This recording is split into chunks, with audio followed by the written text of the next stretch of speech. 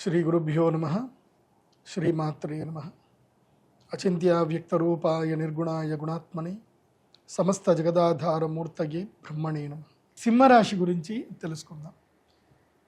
స్వస్తి శ్రీ పరాభవనామ సంవత్సరములో 2026 2027 సంవత్సరానికి గాను సింహరాశికి ఎలా ఉందో తెలుసుకుందాం. సింహరాశి వారికి ఈ సంవత్సరము అదృష్టయోగము కేవలము జనవరి వరకు మాత్రమే ఉంది. అదృష్టయోగం కేవలం జూన్ వరకు మాత్రమే ఉంది. సో వీళ్ళకి ఆదాయ వ్యయాలు చెప్తాను వినండి. ఆదాయం 11, వ్యయము 2, రాజపూజ్యం 5, అవమానం 4 ఇవి ఉన్నాయి. కాబట్టి ఆదాయం 11 ఉంది. కాబట్టి మీకు ఆదాయం ఎప్పటిదాకా ఉంటుందంటే జూన్ 3వ తారీఖు వరకు మీకు మంచి ఆదాయం ఉంటుంది. కాబట్టి సింహరాశి వారికి చెప్పేది ఏంటంటే కనుక జూన్ 3వ తారీఖు వరకు మీకు గురుగ్రహము ఏకాదశ స్థానంలో ఉండి మంచి ఆదాయాన్ని ఇస్తాడు. కాబట్టి జూన్ 3వ తారీఖు వరకు సంపాదించిందంతా చక్కగా సంపాదించుకోండి. తరువాత అప్పులు మొత్తం తీర్చేయమని చెప్తాను. మీకు వచ్చే సంవత్సరము జూలై వరకు జూలై కూడా కాదు, ఇంకా 2028 జూలై వరకు మీకు గుడ్ టైం లేదు. జూన్ వరకే గుడ్ టైం. ఆ తర్వాత మళ్ళీ 2 సంవత్సరాల వరకు గుడ్ టైం లేదు. శని కూడా మీకు ఎక్కడున్నాడు? అష్టమ శని ఉన్నాడు మీకు. సో అష్టమ శని కూడా ఇబ్బందులు పెడతాడండోయ్, చాలా ఇబ్బందులు పెడతాడు. సింహ, కన్య, తుల, వృశ్చిక, ధనస్సు, మకరం, కుంభం, మీనం. సో అష్టమ శని ఏం చేస్తాడు అంటే భాగ్య నష్టం చేస్తాడు, తండ్రికి ఆరోగ్య భంగం చేస్తాడు, చాలా ఇబ్బందులు పెడతాడండోయ్. కాబట్టి సింహరాశి వారు అప్రమత్తంగా ఉండాలి. దూర ప్రయాణాలు చేయకూడదు.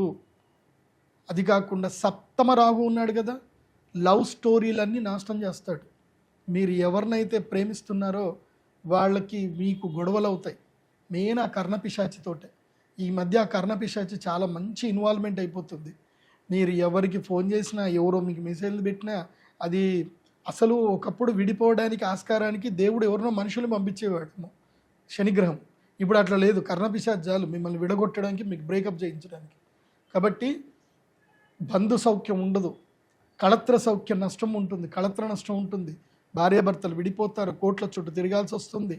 సో అష్టమ శని ఇబ్బంది పెడతాడు. కాబట్టి సింహరాశి వారికి ఈ సంవత్సరము కష్టాలు విపరీతంగా ఉంటాయి. కాబట్టి జూన్ వరకు ఏదైనా సెట్ చేసుకోండి. జూన్ తర్వాత ఒక నియమం పెట్టుకోండి. ఏంటంటే తెలీదు, గుర్తులేదు, మర్చిపోయా.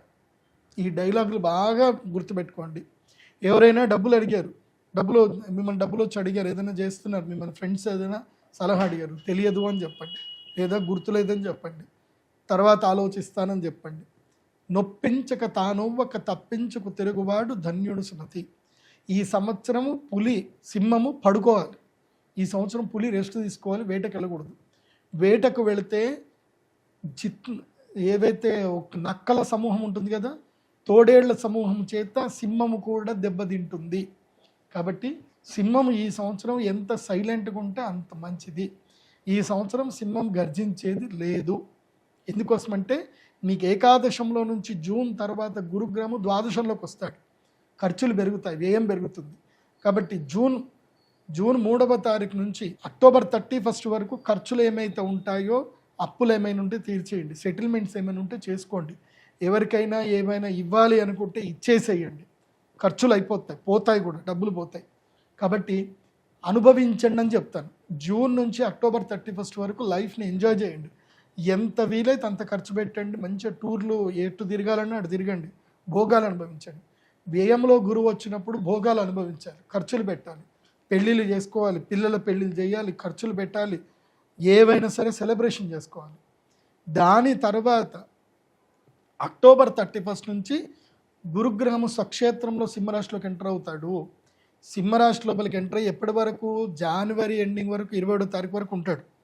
కాబట్టి జనవరి 24 వరకు ఉంటాడు. కాబట్టి అప్పుడు ఏం చేయాలంటే సైలెన్స్గా ఉండాలి. మౌనవ్రతం పాటించడమో, లేదంటే తీర్థయాత్రలు పోవడమో చేయాలి. నవంబర్, డిసెంబర్, జనవరి సింహరాశి వాళ్ళు తీర్థయాత్రలు పెట్టుకోవాలి, టూర్లు పెట్టుకోవాలి, తీర్థయాత్రలు. అది కూడా సింగిల్గా పోతేనే మంచిది. భార్య పిల్లలతో వెళ్ళకూడదు, సింగిల్గానే టూర్లు కొట్టాలి.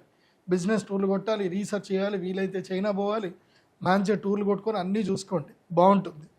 తర్వాత మళ్ళీ జనవరి నుంచి ఏమవుతుంది, గురుడు మళ్ళీ ద్వాదశ స్థానానికి వెళ్ళిపోతాడు. ఫిబ్రవరి, మార్చ్, ఏప్రిల్, మే, జూన్, జూలై ద్వాదశంలో ఉంటాడు.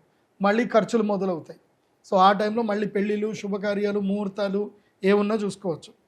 మళ్ళీ 2027 తర్వాత అప్పుడు మళ్ళీ ఉగాది పంచాంగం చెప్తాను. మళ్ళీ అప్పుడు జన్మక్షేత్రంలోకి వస్తాడు, కానీ కొంచెం అప్పుడు రిలాక్సేషన్ ఉంటుంది. గురుగ్రహము అతిచారుడు అయిపోయి మళ్ళీ సింహంలో నుంచి కన్యలకు వస్తాడు కదా, అప్పుడు మీకు లక్ టైం వస్తుంది. అప్పటిదాకా ఓపిక పట్టండి. సో ఇప్పుడు అన్నీ కూడా సర్దుకునే ప్రయత్నం చేయండి. దీపం ఉన్నప్పుడు ఇల్లు చక్కబెట్టుకోవాలి. జూన్ 3వ తారీఖు లోపల అన్నీ సర్దేసుకొని సెటిల్ చేసుకొని హాయిగా ఫామ్ హౌస్లో రెస్ట్ తీసుకోండి అని చెప్తాను సింహరాశి వారు. కాబట్టి టెన్షన్లు పెట్టుకోవద్దు సింహరాశి వారు. సింహరాశి వారికి నేను మీకు పరిష్కారం చెప్పేది ఏంటంటే, మీకు అదృష్ట యోగము జూన్ వరకే ఉంది కాబట్టి జూన్ లోపలనే శ్రీ మహాలక్ష్మి యాగం చేసుకొని యంత్ర సిద్ధి తీసుకోండి. అంటే అక్షయ తృతీయ మీకు అదృష్ట సిద్ధి సమయం. అప్పుడు అదృష్టాన్ని సిద్ధి చేసుకున్నారా, గురుగ్రహం 2 ఏళ్ళు బాగా లేకపోయినా అమ్మవారి అనుగ్రహంతో అన్నీ సెటిల్ అయిపోతూ ఉంటాయి. రాబోయే విపత్తులు రాకుండా అమ్మవారు కాపాడుతుంది.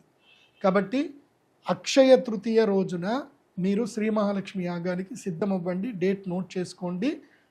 మన శ్రీచక్ర పీఠానికి రండి. అక్షయ తృతీయ రోజు మహాలక్ష్మి యాగం చేసుకోండి. సింహరాశి వారికి అక్షయ తృతీయ రోజు అలౌడ్ ఉంది. మీకు ధనత్రయోదశి అలౌడ్ లేదు. కావాలంటే వచ్చి సేవ చేసుకోండి. ఎందుకోసమంటే ఆ తర్వాత ఇంకా ఇబ్బందులు వస్తాయి కాబట్టి ఇంకా లేదు, ఛాన్స్ లేదు. ఈ అక్షయ తృతీయకే ఛాన్స్. లేదంటే మళ్ళీ వచ్చే సంవత్సరం అక్షయ తృతీయకైనా యాగం చేసుకోండి. ఎందుకోసమంటే వచ్చే సంవత్సరము మీకు గోదావరి పుష్కరాలు ప్రారంభమైన తర్వాత గురుడు మారినప్పుడు మీకు యోగం మళ్ళీ ప్రారంభం అవుతుంది. కాబట్టి అక్షయ తృతీయ రోజు మహాలక్ష్మి యాగం చేసుకుంటే 2 ఏళ్ళు మీకు ప్రొటెక్షన్ కన్ఫర్మ్గా ఉంటుంది. అది కాకుండా మీరు ధరించవలసినటువంటి మాల, మీరు ఏ మాలని ధరించాలి అని అంటే, మీకు ఇటు రాహువు ఇటు శని రెండిటి సమస్య ఉంది కాబట్టి మీరు వారాహి మాలని తప్పకుండా ధరించాలి. వారాహి మాలను సింహరాశి వారు తప్పకుండా మెడలో ధరించాలి. అదేవిధంగా విశేషమైనటువంటి శ్రీమూష్ణం భూవరాహ క్షేత్రం ఉంటుంది. శ్రీమూష్ణం వెళ్ళాలి. ముఖ్యంగా సింహరాశిలో ఉండి వ్యాపారాలు చేసేటువంటి వాళ్ళు శ్రీమూష్ణం వెళ్ళండి. అక్కడ భూవరాహ క్షేత్రాన్ని స్వామివారిని దర్శనం చేసుకోండి. అట్లాగే అక్కడి నుంచి దగ్గరలో అన్నీ ఉంటాయి. ఏవైతే పుణ్యక్షేత్రాలు ఉంటాయో శ్రీరంగం వెళ్ళండి, చిదంబరం వెళ్ళండి, అలా అన్ని దర్శనం చేసుకొని రండి. ఒక 7 days టూర్ పెట్టుకోండి. ఎప్పుడు మన అక్షయ తృతీయ తర్వాత పెట్టుకోండి ఆ టూర్లు. సో గురుడు ఎట్లాగో మారుతాడు కాబట్టి అప్పుడు టూర్లు పెట్టుకుంటే నడుస్తుంది. లేదంటే డిసెంబర్లో ఎట్లాగో తీర్థయాత్రలు చెప్పాను కాబట్టి డిసెంబర్లో అయినా సరే పెట్టుకోండి, బాగుంటుంది. ఈ సంవత్సరము సింహరాశి వారు చేయకూడని పనులు ఏంటంటే అప్పులు చేయకూడదు. ఎంత అప్పులు చేస్తే వాళ్ళకి అంత ఇబ్బందులు అవుతాయి. చేయవలసింది ఏంటంటే కనుక రియల్ ఎస్టేట్ బిజినెస్ చేయొచ్చు, మధ్యవర్తిత్వ వ్యవహారాలు చేస్తే బాగానే ఉంటుంది. కాబట్టి సింహరాశి ఎవరిది అనేది మాత్రం బాగా గుర్తుపెట్టుకోండి. మీ పేరు రీత్యా మీ రాశి సింహరాశి అనుకుంటే ఇప్పుడు చెప్పిన ఫలితాలు మీకు కరెక్ట్ కాకపోవచ్చు. మీరు ఏ టైంలో పుట్టారో ఆ టైం ద్వారా, పుట్టిన date of birth, time, place ద్వారా మాత్రమే మీ ఒరిజినల్ రాశి అనేది నక్షత్రం తెలుస్తుంది. కాబట్టి మీరు సింహరాశి వాళ్ళకి చెప్పేది ఏంటంటే, మీరు అనుకుంటే అందరికీ చెప్పేది ఏంటంటే, మీరు pradeepjoshi.com వెబ్సైట్ వెళ్ళండి. అక్కడ జాతకం హోరోస్కోప్ PDF ఆర్డర్ పెట్టుకోండి. మీ date of birth, time, place పెట్టండి. ఈ సంవత్సరం అంతా ఎలా ఉందో మీకు కంప్లీట్గా మీకు రాశి ఫలాలు వస్తాయి. అట్లాగే మీకు మీ జాతకరీత్యా మీరు ఏ పనులు చేయాలి, ఏ పనులు చేయకూడదు, మీకు ఏది కలిసి వస్తుంది, ఏది కలిసి రాదు, మీరు ఏ పరిహారాలు చేయాలి, ఏ మంత్రం చదవాలి, అన్ని విషయాలు PDF హోరోస్కోప్లో ఉంటాయి. కాబట్టి మీరు ఆర్డర్ చేసుకోండి. జస్ట్ 2000 రూపాయలు మీకు ఆర్డర్ పెట్టుకుంటే మీకు హోరోస్కోప్ PDF మీకు ఈమెయిల్కి వస్తుంది. మీకు లైఫ్ టైంకి సరిపడా మీ జాతకం మీ దగ్గర ఉంటుంది. కాబట్టి మొత్తం 500 పేజీలకు పైగా జాతకం వస్తుంది. దాని లోపల మీకు ఈ సంవత్సరానికి సంబంధించిన రాశి ఫలాలు కూడా మీకు వ్యక్తిగతంగా చక్కగా ఉంటాయి. కాబట్టి అవి ఫాలో అవ్వండి. అందరూ సుఖంగా క్షేమంగా ఉండండి. సర్వే జన సుఖినో భవంతు. శ్రీమాత్రే నమః.